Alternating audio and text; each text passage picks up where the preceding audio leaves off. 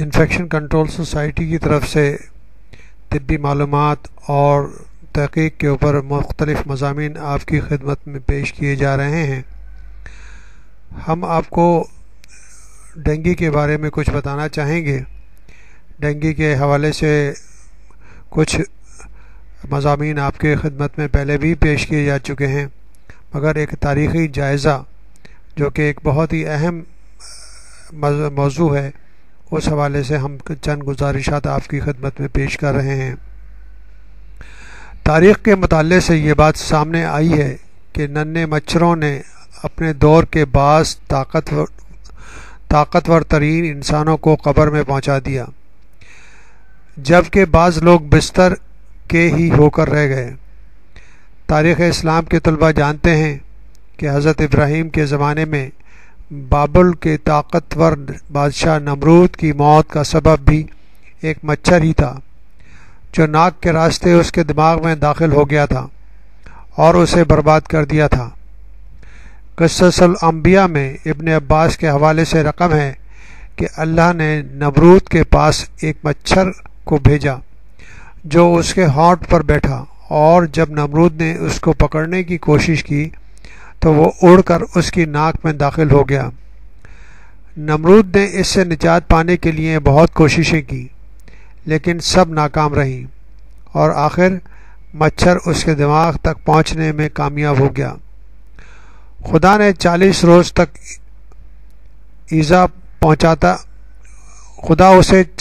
تک ایذا پہنچاتا رہا، آخر کار اس کی موت واقع ہو گئی۔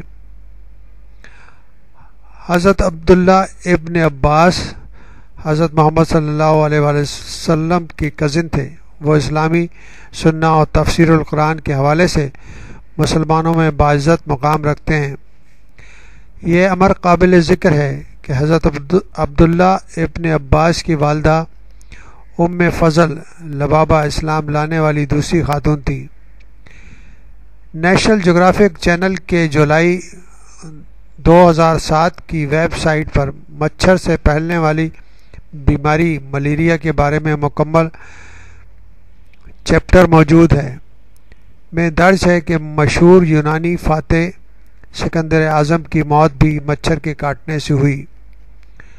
اس طرح 3 امریکی صدر جارج واشنگٹن، ابراہیم لنکن، یولیسز گرانٹ بھی اپنی زندگی اس مرض میں مبتلا ہوئے۔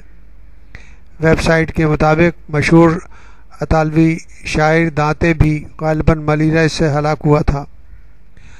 18ویں صدی کے آخر میں واشنگٹن میں ملیریا کے بچنے کے لیے اس وقت کے ایک ممتاز معالج نے شہر کے اوپر جالی کا ایک بڑا غلاف بنانے کی ناکام کوشش کی تھی۔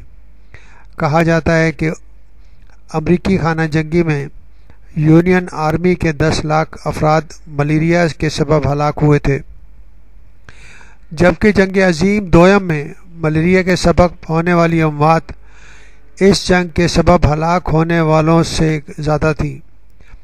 بعض سائنسدانوں کا کہنا ہے کہ اس کرۂ ارض پر ہر دوسرے انسان کی موت کا سبب ملیریا ہے۔ تاہم جہاں تک سکندر اعظم کا تعلق ہے تو تاریخ دانوں اور طبی تحقیق کے ماہرین اس کی موت کا سبب بعض دوسرے عوامل کو بھی قرار دیتے ہیں۔ سکندر اعظم کی موت کے اسباب میں اگرچہ ملیریا یا ٹائیفائڈ بخار کو بھی شامل کیا جا رہا ہے۔ برطانیہ کے ایک طبی جریدے میں 1998 میں چھپنے والے ایک آرٹیکل میں اس کی موت کا سبب ٹائیفائڈ بخار کے بگڑ جانے کو قرار دیا گیا ہے، جس سے اس کا جسم مفلوج ہو گیا تھا۔ اس کی موت کے دیگر عوامل میں لبلبے یعنی پینکریاس کی انفیکشن، لبلبے کی سوزش اور ویسٹ نائل وائرس کو بھی شامل کیا گیا ہے۔ طبی جرائد کے مطابق ویسٹ نائل وائرس ایک مخصوص قسم کے مچھر کے کاٹنے سے پھیلتا ہے، اور یہ ڈینگی وائرس کی طرح کا ہی ہوتا ہے۔ علاوہ ازیں کثرت سے شراب نوشی اور دیگر عوامل بھی سکندر اعظم کی موت کا سبب سمجھے جاتے ہیں۔ ان بیماریوں نے سکندر اعظم کو 32 سال کی عمر میں ہی موت کی راہ دکھائی۔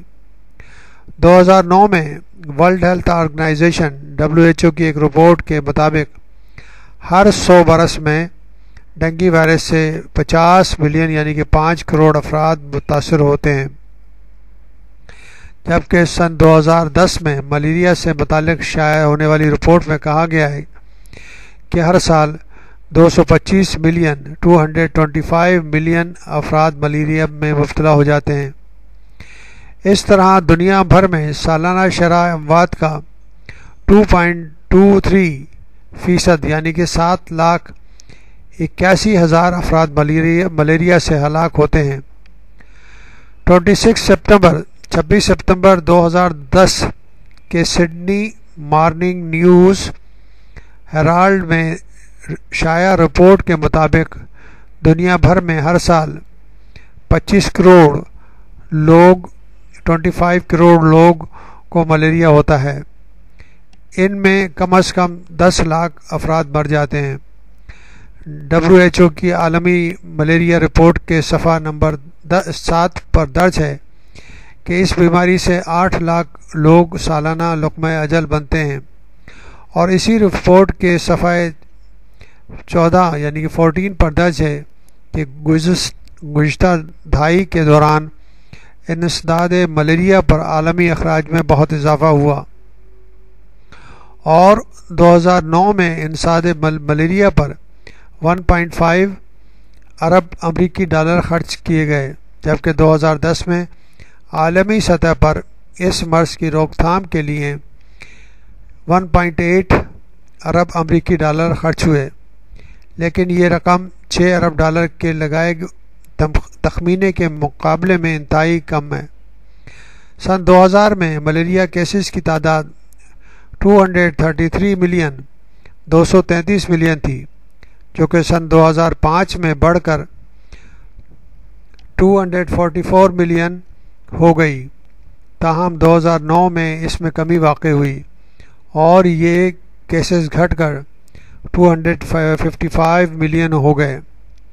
اس طرح سن 2000 میں ملیریا سے 9,85,000 افراد ہلاک ہوئے۔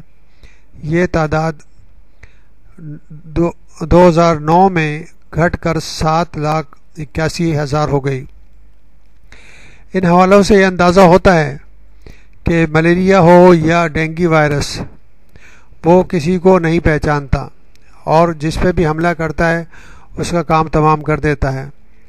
اس لیے انفیکشن کنٹرول سوسائٹی کی طرف سے یہ سلوگن دیا گیا ہے، no one is safe until everyone is از سیف، یعنی کوئی بھی محفوظ نہیں ہے جب تک سب محفوظ نہ ہو جائیں۔ اس حوالے سے ہم آپ کو بتانا چاہیں گے کہ انفیکشن کنٹرول کے بیسک اصول ہر جگہ لاگو ہوتے ہیں، چاہے وہ امیر گھرانے ہوں چاہے غریب گھرانے ہوں۔ اگر ان کو اپنایا جائے تو آپ بڑی سے بڑی بیماریوں سے بچ سکتے ہیں۔